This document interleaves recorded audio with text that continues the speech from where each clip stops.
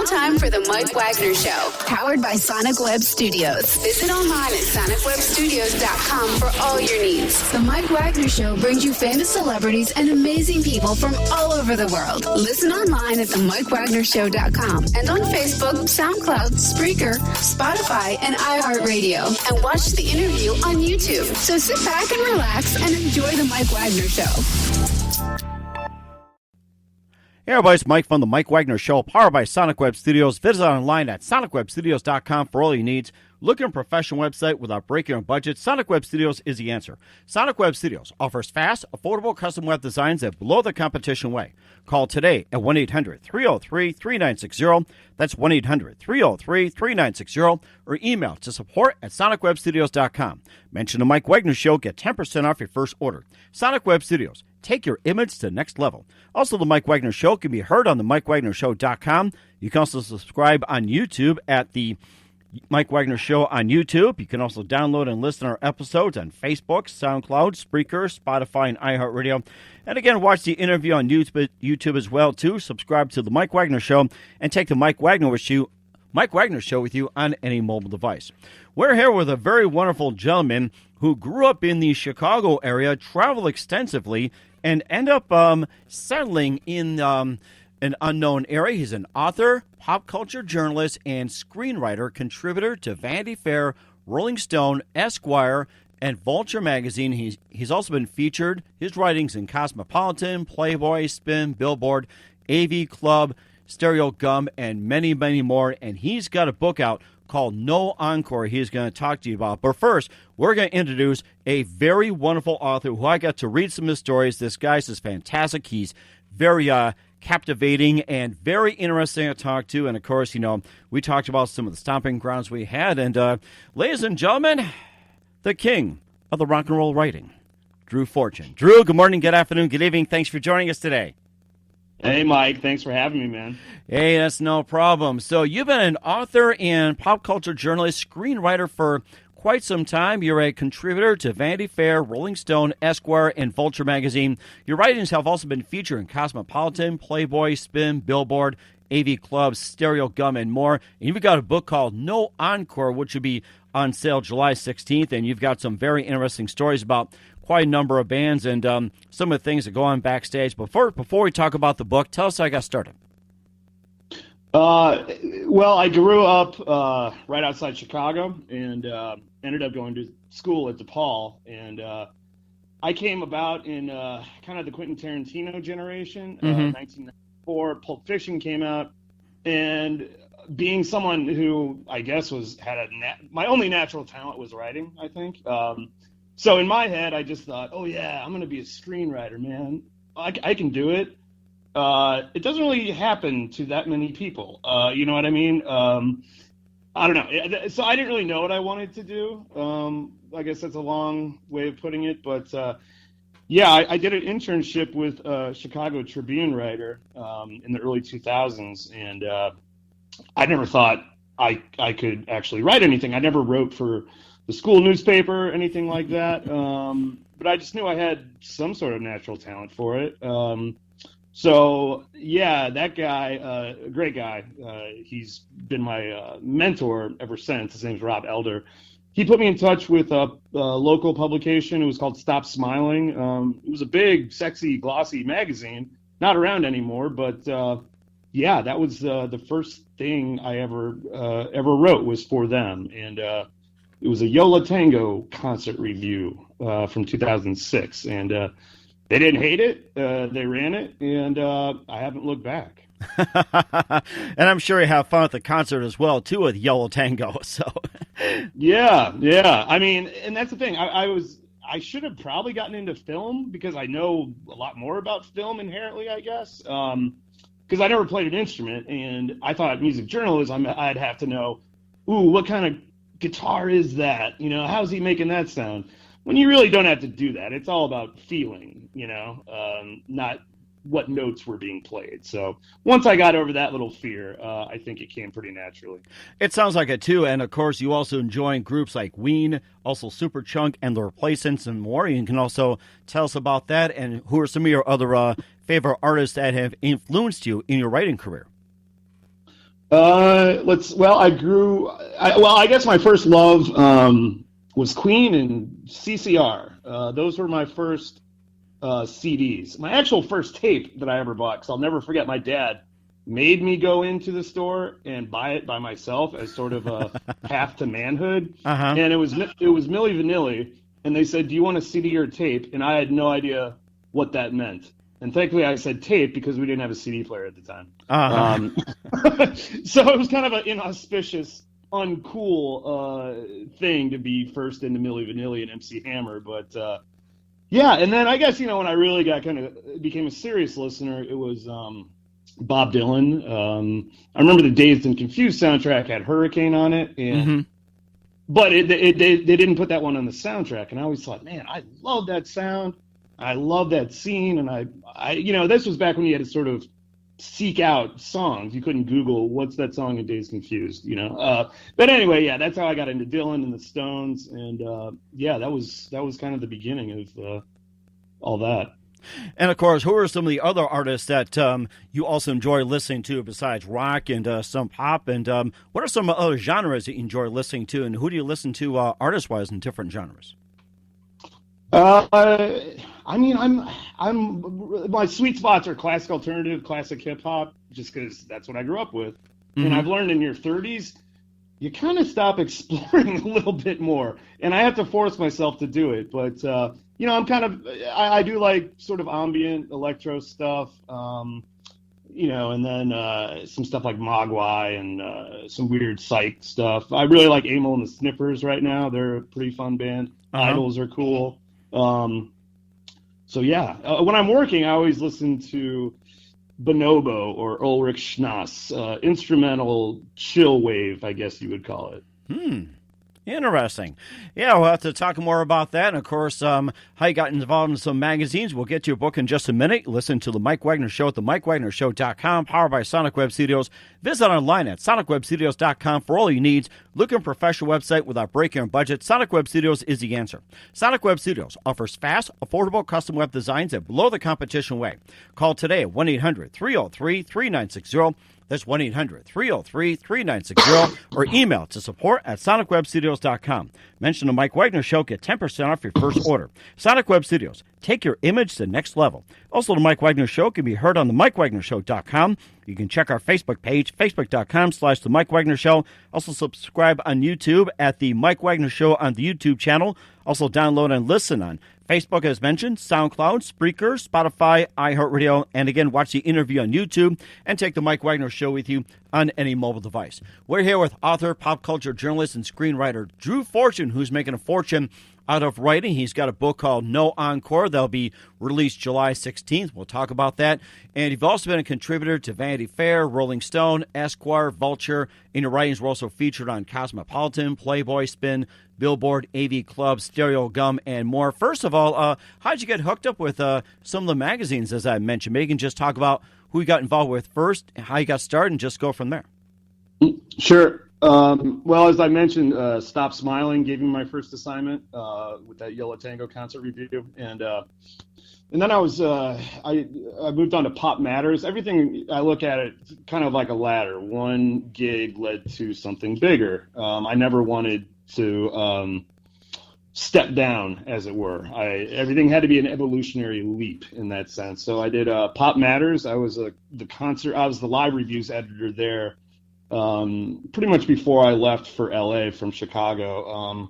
Then when I got to LA, I think I got really serious about it. I reached out to the LA Weekly and wrote for them for a good period. And I think that was the first time that was the first time you ever started to make money as a writer. You feel like, oh, okay, this is legit now. LA Weekly led to the AV Club. AV Club led to Spin and Esquire, and finally at Vanity Fair, where I guess I still want to get in the New York Times. But other than that, yeah, I've kind of reached the goals that I wanted to in terms of publishing at certain publications. What did you say your most favorite magazine to write for is? I like Vanity Fair.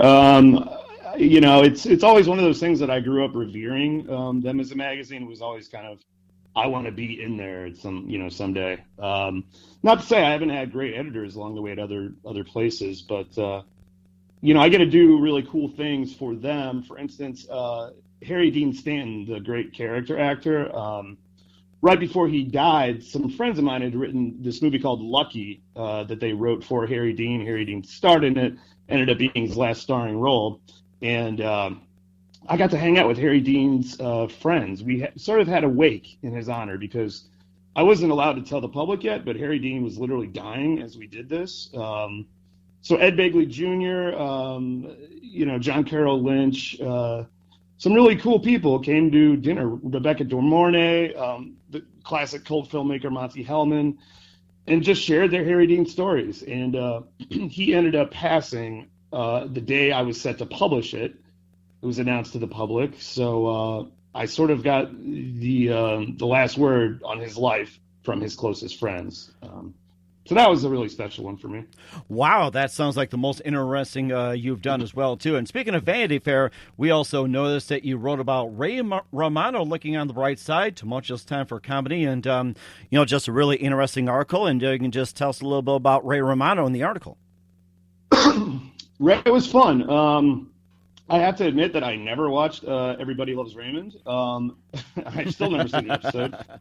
Sorry, Ray. I don't think I hid that from him. But he's become one of my favorite character actors. He's on Get Shorty, the TV series. I think it's about to start its second season. But I think he's a great actor, man. I think he's just one of my favorite working actors today. So he had done his first comedy special in, I believe it was 20 years wow. for Netflix. Yeah, he had just not taped a special for forever. He had very sporadically performed sets in between. He was just a cool guy. I learned this about him. He dropped out of high school. He got kicked out of high school. Never, went to college, but flunked all of his classes. He was kind of a wild man growing up, which you wouldn't really expect from him, Mm-hmm. And it sounds like he made a really good career out of what he's doing, and then sometimes you wonder, do you need to go back to school to get an education or just continue what you're doing? Sometimes you got to ask that question yourself, too, so you got to figure on that.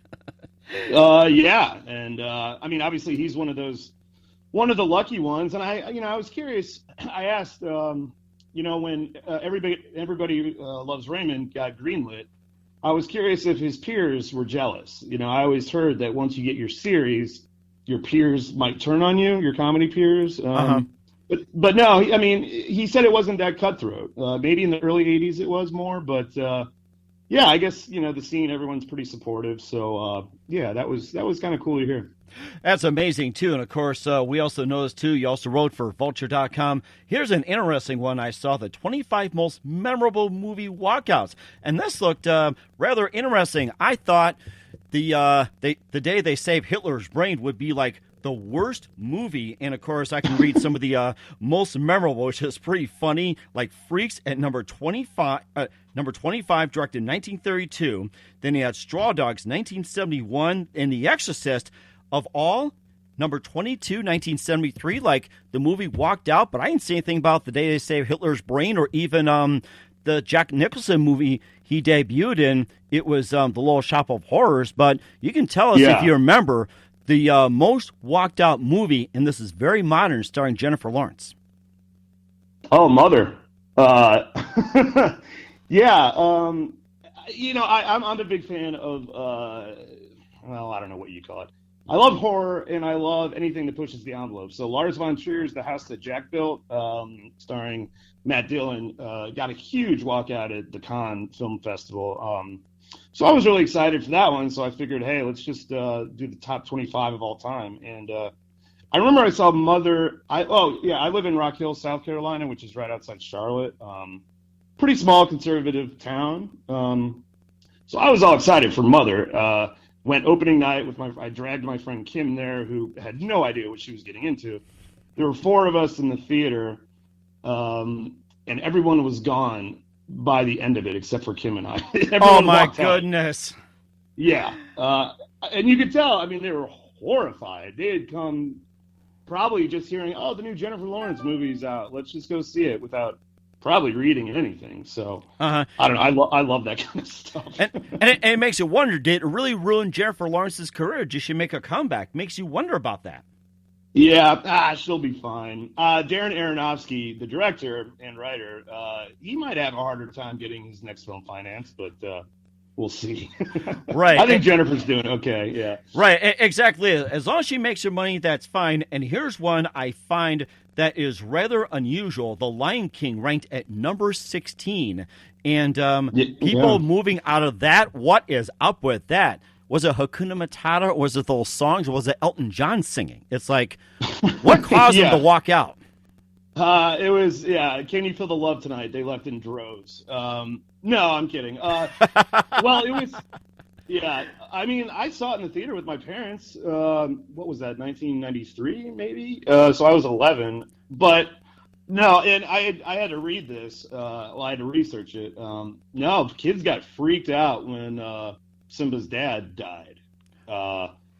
Started crying. So parents basically had to turn right outside the theater into a little triage as their kids calmed down. And some parents just left because they felt it was too horrifying for their little ones to endure.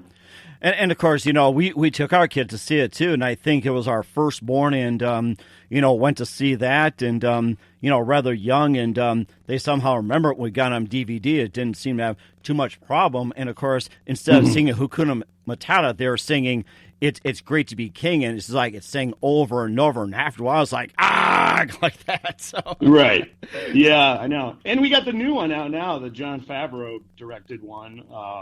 Which is not getting great reviews, but I mean, well, not to go too far into this, but I'm a total animal empath. Bambi still scars me. So I don't think I could see this new version because it looks so realistic. I don't want to see a lion die in a stampede. I mean, come on, that's got to be pretty horrifying. Or have a real lion talk and says, "Remember," when deep inside saying, "I'll eat you." Yeah, it just sounds kind of odd, so. It does, okay. And, of course, Indiana Jones and the Temple of Doom, you figure not many people walk out, and what's the reason so many people walk out of that movie? Well, it's got to be the heart-ripping scene. I mean, you look back, that movie should not be rated PG. That is true. Right? That's true. I agree on that one. I mean, that's a hard PG-13. Today.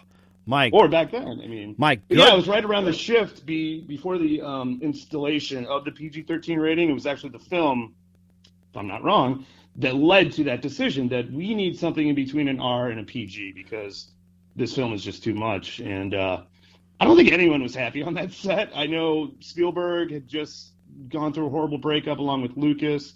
So it's literally almost a manifestation of their hearts being ripped out by women. Mm-hmm. I can see the symbolism right there too, and of course, the guys trying to get a hold of the prize being melted away into skeletons is like that brings nightmares to me, Mike. Oh my gosh. Yeah. That's Raiders of the Lost Ark. Okay, that was probably another one, but either way, it's like that was the advent of PG-13. Okay, all right. Okay, we'll get to some of your articles as well too. Before we get to your book, you listen to the Mike Wagner Show at the MikeWagnerShow.com, powered by Sonic Web Studios. Visit online at SonicWebStudios.com for all your needs. Look at a professional website without breaking your budget. Sonic Web Studios is the answer. Sonic Web Studios offers fast, affordable custom web designs at below the competition way. Call today 1-800-303-3960. That's 1-800-303-3960, or email to support@sonicwebstudios.com. Mention the Mike Wagner Show, get 10% off your first order. Sonic Web Studios, take your image to the next level. Also, the Mike Wagner Show can be heard on the MikeWagnerShow.com. You can also check our Facebook page, Facebook.com/The Mike Wagner Show. Also, subscribe to the YouTube channel at The Mike Wagner Show. Also, download and listen on Facebook, SoundCloud, Spreaker, Spotify, and iHeartRadio. Also, watch the interview on YouTube as well, and take the Mike Wagner Show with you on any mobile device. We're here with author and pop culture journalist and screenwriter Drew Fortune. He's a contributor to Vanity Fair, Rolling Stone, Esquire, Vulture Magazine, And you can find his work featured in Cosmopolitan, Playboy, Spin, Billboard, AV Club, Stereo Gum, and more. Also, he's got the book No Encore. That's going to be on sale July 16th. And, just wanted to just find out one more thing before we get to your No Encore book. And I would have to say one thing in terms of music, and we'll be talking about some of the pop artists you featured in No Encore. Who is probably your favorite artist that you have interviewed? I get asked this a lot. For me, it was always the dream to interview Paul Westerberg of The Replacements, a notoriously reclusive artist who is basically semi-retired in Minnesota. But he's my hero. I spent years pitching, trying to make it happen. And his manager finally set it up. Paul agreed to do it, and I drove 36 hours to Minnesota in a blinding blizzard. Oh my gosh. Yeah. Boy, I thought I was that bad. Like, say, going to my jobs, including a radio station, it's like, you take the cake on that one, I have to say. Bravo for that. Yeah, hey, thanks, man. Oh, it was a pilgrimage for sure. And then when I got there, Paul was sort of trying to get out of the interview. He wanted a place where he could smoke, where we could do it somewhere in public that wasn't a bar. Uh-huh. And, I said, well, I don't know the area. What about like a VFW hall? It's where you still smoke publicly. Yeah, and, it had to be an enclosure where you could smoke. So it got very nervous there for a minute. I was sitting in a coffee shop in Edina, Minnesota, just waiting to meet him. And finally, his manager said, okay, Paul said you can just go right to his house, which was awesome because that's what I had always wanted to do, because his basement has become his de facto studio. And it's kind of like, that's where he's been recording off and on for the last decade or two. And it's sort of a mythic place because not too many people have been down there. Mm-hmm. But yeah, I got to go to his house and hang out for the whole afternoon, and he played me some stuff in his basement, and we smoked cigarettes and talked about life, and it was pretty incredible. That was amazing, too. It makes me want to go visit Paul Westerberg or The Replacements. And, of course, you had your favorites, but who do you consider the most challenging to interview? Most challenging. That's a good question. My friend who I've gotten to know over the years, the lead guitarist in the band Ween. He doesn't give many interviews per se, but we became buds because we're both really into fishing. So I went out to New Jersey and we went fishing one day in his boat. So that was kind of where I broke down his defenses, and I've interviewed him, I think, 12 times now. Oh, my gosh. Yeah, we've set some weird record, I think, over the years. But, he was actually the one to give me the first chapter for No Encore, the book, when I said I was thinking about this idea, and he said, okay, let me get back to you. And he ended up just writing his own chapter, which was kind of the jumping off point for the whole book. That was amazing, too. And he also said, too, that when it came to a concert, they hated us, started throwing cups, bottles, change, chairs, anything wasn't nailed down. And it kind of makes you wonder, it's like, what else have they thrown at them and why? Yeah, no, that's true. This probably was the most hostile environment for Ween to play, because it was 1997 and they were sharing a college bill. It was like, a spring fling thing in the University of Vermont. Excuse me. And so the college booked Busta Rhymes and Ween, where you really couldn't have more of a diverse audience for that sort of a concert. So some things happened. Busta never made it to the show. So everyone walked into the venue expecting Busta Rhymes, because Ween's time slot got screwed up. It's a fairly complicated story. But anyway, my gosh. It was Ween trying to play for a sold-out room of Busta Rhymes fans and trying in vain to win them over, and it never worked. Oh, my goodness. You got to feel for those guys. Yeah, because a Ween is already a very acquired taste, especially with a group who, a bunch of people who are expecting Busta Rhymes. It's just not going to work very well. Well, of course, you live and learn as well, too. And, of course, you talk about Dave Navarro from the Red Hot Chili Peppers talking about going into Fiona Apple's dressing room and write a message on a wall in my own blood. So you just tell us about that one.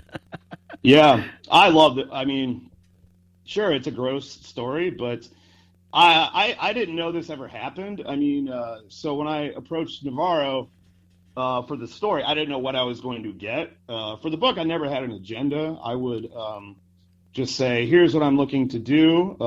Can you share 2 to 3 wild, crazy stories with me? Rather than dictate, tell me, about this one specific show. I thought it was more fun to leave it up to the artist.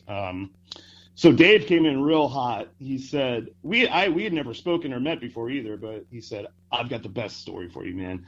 And I've really never told it in its entirety before. So it was 1997 again, and he was sharing a bill with Fiona Apple for K-Rock, which is a radio station in Los Angeles.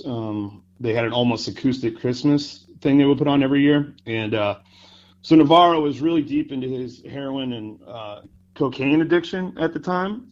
And shooting up, sometimes he would have 6 syringes lined up during the show where he would duck behind the sound or, duck behind the speakers and shoot up during the shows. So he was pretty sick.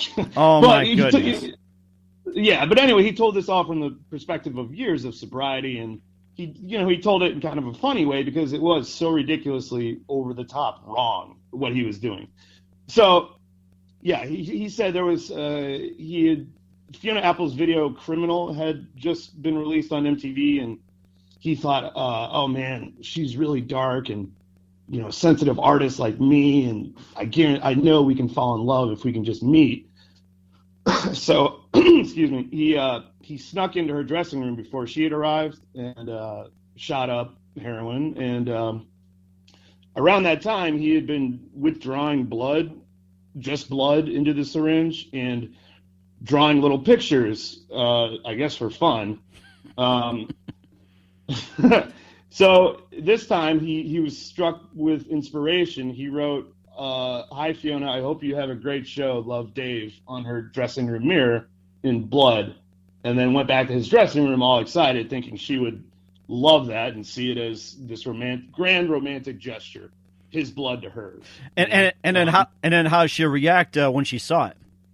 Well, he said his manager came in about 20 minutes later and said, "Did you go into Fiona Apple's dressing room?" And he said, yeah. Like, did she get my message? And he, right around that same moment, about 6 guys in hazmat suits entered her dressing room, crushing or certainly erasing his message. And he never found out if she actually read it, and he still doesn't know. But yeah, he was pretty crushed that his poetry had been erased. Oh, my gosh. And social media wasn't around back then, so I guess how could you tell, really? So I know. And I know, well, I don't think she would see, I don't know if she would see the humor in it today, but I was kind of hoping that she might have been cruising through Spin and saw, wait, what happened? Blood letter to me? But I haven't heard anything yet. and of course, he had another odd encounter as well, too, with Zakk Wylde. According to him, he said Ozzy had a 60-inch teleprompter with the song lyrics that got stolen on microphones, snare drums, and cymbals, and a drummer at the time was stabbing people in the neck with his drumstick. Why was the drummer stabbing people in the neck with his drumstick, and what prompted the 60-inch teleprompter, microphones, snare drums, and cymbals getting stolen? Well, it was, you remember Randy Rhoads, his guitarist? Correct, that young guitarist. Yeah, He was sort of like a prodigy. So he died tragically in that plane crash. So they were hosting a benefit to get him a mausoleum because I don't think his family didn't have money for it. And Oh yeah, everyone was desecrating his grave. Oh Like my with gosh. like they did to the Jim Morrison grave.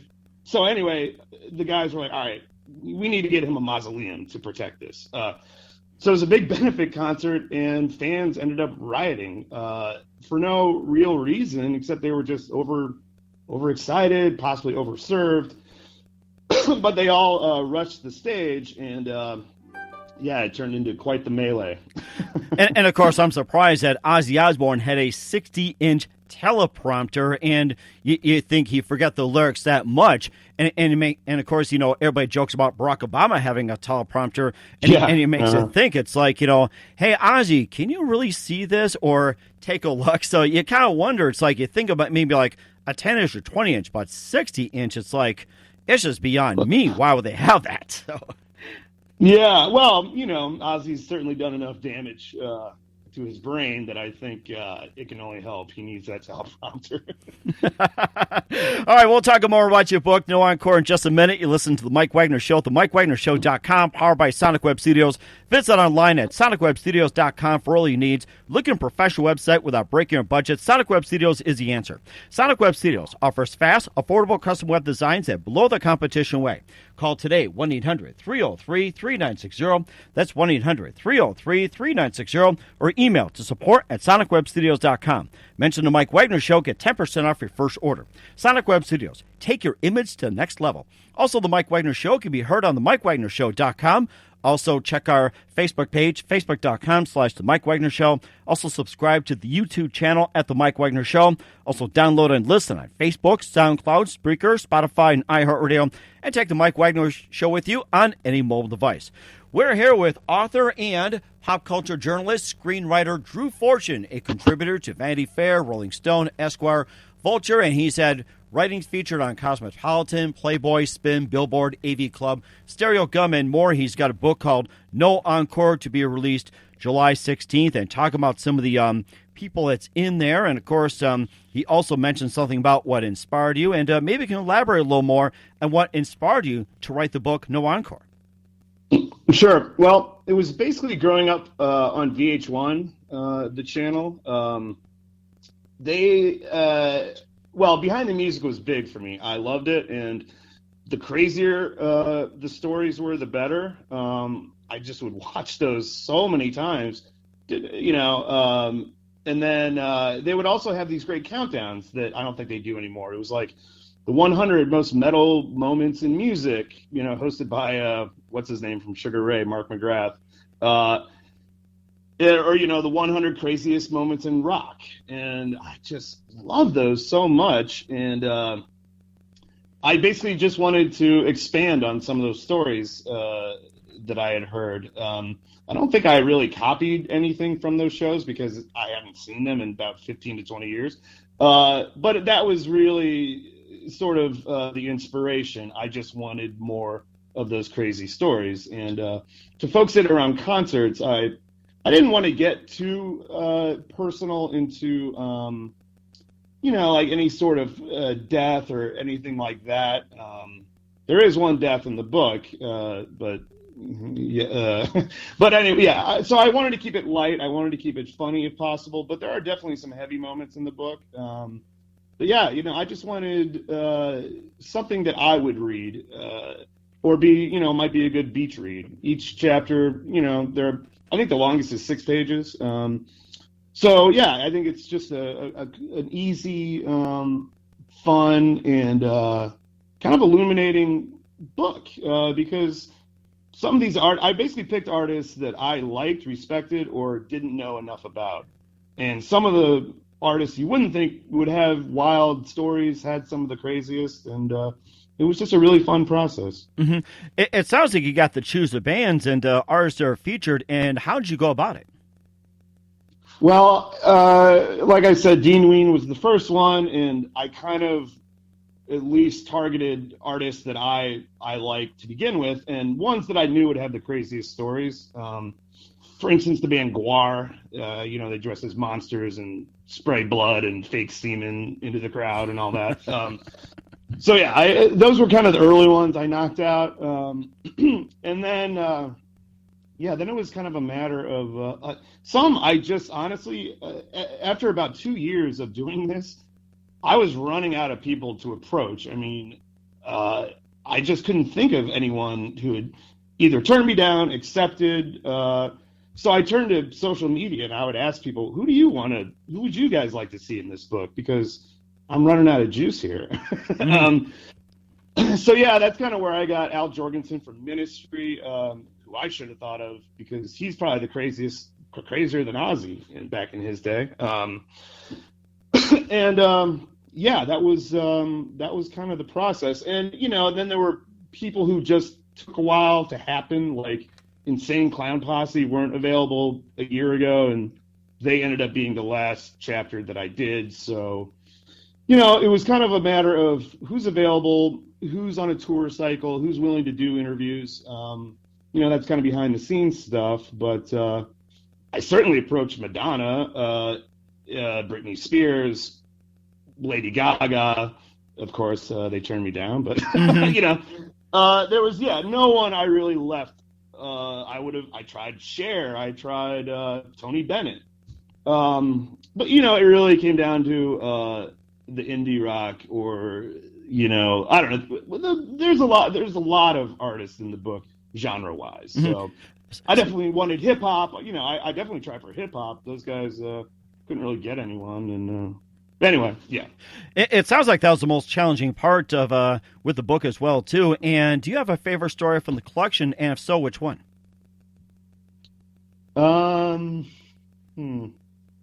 Dave Navarro. I mean, I do say Dave Navarro is my favorite because it was so unexpected. I had heard he was a really guarded person, but no, he just came in really funny, and so that was great.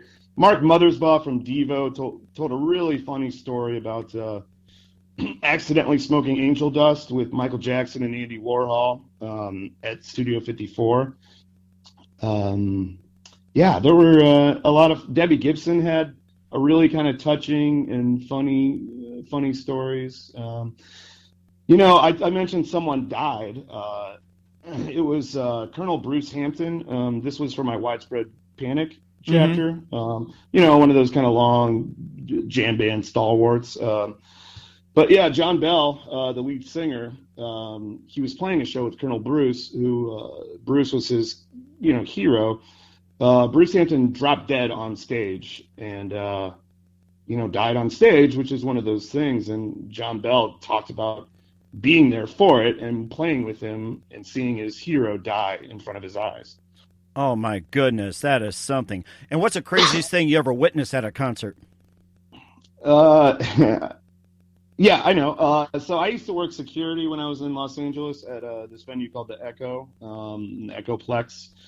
So we had this 3-day festival called Power of the Riff, which was metal. It was a metal festival, but I mean, there was like death metal or European, Norwegian black metal, really heavy stuff. And it was always fell during the hottest week in July. So our I forget who the band was, but they were European, some sort of black metal. And at the end, the lead singer took the microphone and bashed it into his face for theatrics, Oh my. But he was bleeding all over the place, so he went backstage, and we had our ice machine for the bar backstage, and he just dove his head into our only ice machine on that floor. Oh my goodness. So on this super hot day with a bunch of metalheads who love to drink, he contaminated our ice system. Oh, man. Yeah. And, I was working it, and I said, man, look what you did. Like, why would you do that? And he's like, oh, I'm so sorry, Drew. I'm so sorry. I wasn't thinking. And of course you weren't thinking. Right. He's like, oh, it was just, heat of the moment, I guess. That's a bad accent. But anyway, so we had 2 floors. So my day involved hauling ice from our basement bar upstairs in that heat. Oh my goodness. Yeah, that was not a fun work day. And of course, you also had Alice Cooper's Python having a violent gaswork malfunction on stage. Maybe you can just elaborate a little bit on that, since he loves putting up those kind of fine, furry, fun little creatures up on stage for his act. Yeah. This one, and I was really happy to get Alice. He was sort of the one I had in mind from the, who would probably just be a great one for the book, or sort of, I don't know, like an icon for crazy rock stuff. So I was really happy when he agreed to do it. So one of his stories, it was late 80s. It was called like the Alice Cooper Carnival Tour, where his roadies were dressed as psychotic clowns. So that was part of the shtick, and it was a big LA show for him. I guess Kiss was there along with Johnny Rotten from the Sex Pistols, and so Alice knew it was a big show. And midway through, he would break out the 20-foot python around his neck and just perform with it. And it was sort of a dark, menacing part of the show. And he said everyone, before he smelled it, he noticed that people in the front rows were all laughing hysterically.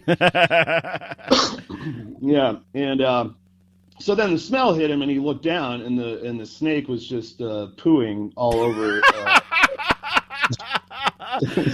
Welcome to my nightmare. Yeah, exactly.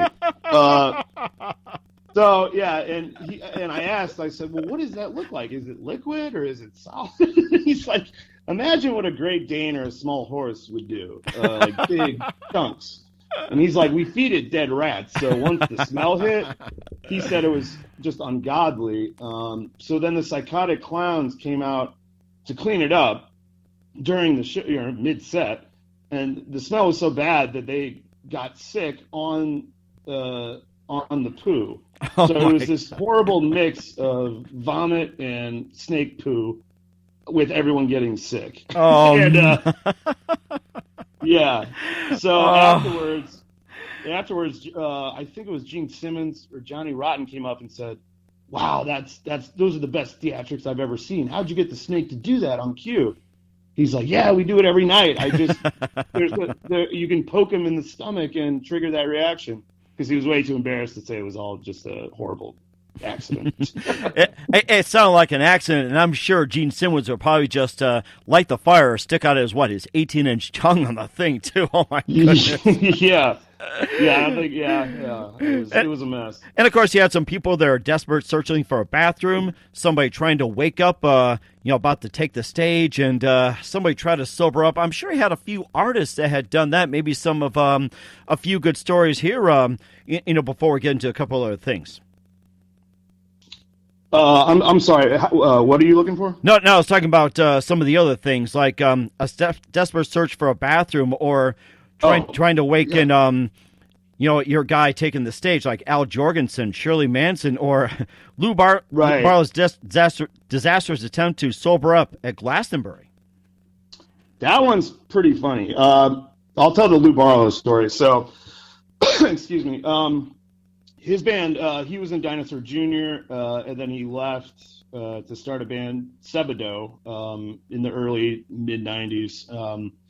And it was their big moment to shine. It was kind of set to be their breakout record, and it was right after Kurt Cobain died, and it was just a really heavy, druggy scene in alternative rock around that time. So it was the Reading Festival, which is big in England. I think it's England. Yeah. So he got drunk during a signing during the day with Pavement, just because it was a whole long day, and so he had too much to drink, and he was kind of wandering around knowing he's not at top, he was getting sleepy, and he found, he wouldn't tell me the name of the band, but it was an Australian band. They said, oh, hey, no worries, mate. Like, we got you. Try this out. And he had never done speed, but they cut him out a huge line of speed, bigger than his pinky, and he just thought, oh, well, I've done coke once, whatever. So he did it, and right as he took the stage, his body was just wired, constricted, where he couldn't even form chords. That feeling of just strong amphetamine was just gripped him. So panic set in on top of physically he couldn't perform. And so he just smashed the guitar, and it just went from bad to worse, because then Courtney Love, who was just on the prowl at the festival and the height of her insanity, thought that he was imitating Kurt Cobain by smashing the guitar and sort of throwing the set. So he said, all right, so now I've got Courtney Love yelling at me from the side of the stage. So I smashed another guitar and split my head open with a piece of it. And I'm wired on speed, melting down in front of our big breakthrough moment. And yeah, it wasn't too pretty. Oh my gosh. It's probably just as bad as worse as Shirley Manson's desperate search for a bathroom. So you kind of think about that one. It's like, I'm sure all kinds of toilet stories like that. Maybe this one takes a cake here. So yeah. Here's another poo story. So Garbage, they kind of blew up very quickly. There wasn't a lot of, I don't believe, gigging and doing smaller venues and, that kind of thing. All of a sudden it was just, oh, here's Garbage, But for some reason, at the height of their popularity, they got booked at some really low-rent German outdoor festival where there weren't even facilities or proper facilities for them. Their dressing room was essentially a broken-down caravan, missing the two front wheels, so it was on a crazy slant. So Shirley, after the show, really had to go number 2. And the caravan, she couldn't find a bathroom. There was no facilities backstage. So I don't know if this is too graphic for your show, but she took a poo in like a solo cup, Oh, man. It probably a red Solo cup, you think? Or Yeah, I mean, that's what I had to picture. It was the mid-'90s. I'm sure they had those. So then, she had to dispose of it. So she walked out of the caravan, and there were immediately a throng of people there, to interview her or do whatever, and she's holding a cup of her own poop. and of course, there are people who had to wake up Al Jorgensen of Ministry before taking a stage, and I'm sure this didn't happen around Halloween as well too, where they sing every day is Halloween, and he's an interesting character. I'm sure you talk about as well. Yeah, he shared with me a story that he's never told publicly, and it's pretty wild. It was 1991, I believe, was the first Lollapalooza tour, 91 or 92, and it was the Chili Peppers, Pearl Jam, and Ministry, and I forget who else was on that bill. But again, Al had a really serious drug problem, heroin, and right before Ministry was about to headline, he went backstage to do his, as he called it, just his pre-concert shot of heroin, which would normally just kind of calm him down, essentially, because, he was shooting up to 10 times a day at that point. Oh, my goodness. But he said this stuff it was like what fentanyl is like now. He almost died. I mean, he fell on the ground, couldn't move, was basically comatose.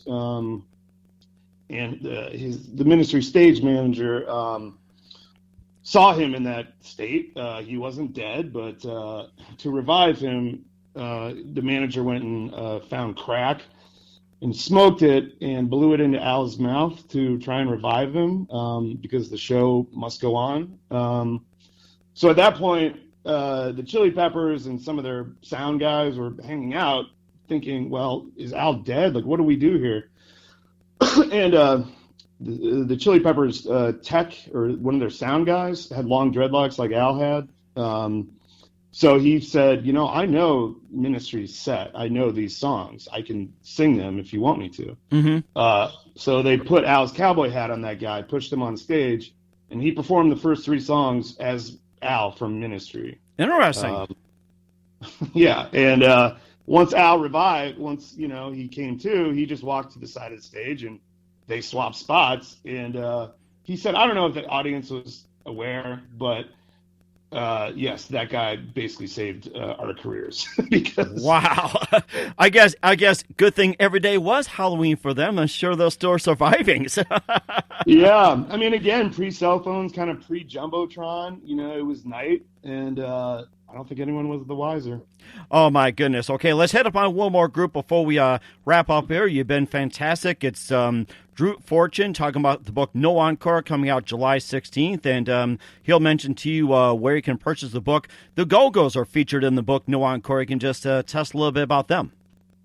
Yeah, Jane Weedland was nice enough to participate, and I have a copy of my book in the next room, but I think it was a story about her getting Meniere's disease, which is, I know Ryan Adams had it. It's sort of an inner ear thing where your equilibrium's completely thrown off to the point where you can't really walk. Excuse me. So they were in Japan, and she all of a sudden got Meniere's disease. Oh my! So she couldn't walk. So they wheeled her out in a wheelchair, and she performed the show from the wheelchair. But that was one of the first interviews I did. So she just said the feeling, I mean, it was just nausea and, just a horrible experience. But to play a show in a wheelchair was pretty weird for her. Mm-hmm. And of course, heartwarming as well, too, as they say, show must go on. And as I say, whatever it takes to get the job done. So kudos to her for overcoming enormous circumstances and just pulling it off. I mean, got to give her a lot of credit for it. Yeah. Here's another thing. Speaking of disease, Debbie Gibson has Lyme disease. Oh, really? Yeah, and it's it's a big part of her life. Mm-hmm. I don't know. I just found that interesting because you wouldn't really equate that with her. Right, exactly. Only in my dreams, as I say, too. And of course, of course, or just playing off the words too. And of course, you can read more about it in the book No Encore by Drew Fortune. And tell everybody, where can they purchase the book after July 16th? Well, I mean, it's available on Amazon or Barnes and Noble online, certainly. And then, basically any bookstore that's still around, brick and mortar, it should be there. Okay. All right, great. And of course, just one more thing as well, too, before we wrap up. What's the best advice you can give to anybody at this point? Best advice to writers? Or just anything, writers, musicians, or, things that you do. So what's the best advice you can give? Only do it if you're truly passionate. And I'm sure that goes for musicians. I'm not a musician, but hearing tales from the road, broken vans, horrible backstage food, bad green rooms, fighting for pay, it's kind of what writers go through too. So only do it if this is what you want to do with your life. That is amazing, too. And Drew Jososway, thank you very much for your time. You've been fantastic. Look forward to having you on again soon. And tell everybody once again what your upcoming projects after No Encore and your website, and how do people contact you, and where again can they purchase the book No Encore? Well, you can find me on Twitter at Drewster187. I think any major retailer will have the book, but like I said, just go to Amazon, go to Barnes & Noble. You can purchase it at Target if you want. I've got a movie coming out that I wrote, a horror comedy called Beast Mode, which you can hopefully see soon. Mm-hmm. That'd be great, and you can keep us up to date on that, and look forward to having you talk about it as well, too. And Drew Jososway, thank you very much for your time. It's been fantastic, and of course, look forward to having you on again soon and talk more about the weirdest, wildest, most embarrassing gigs and everything else, and all kinds of articles. And look forward to having you on again soon, and all the best. Thanks, Mike, for having me. I appreciate it.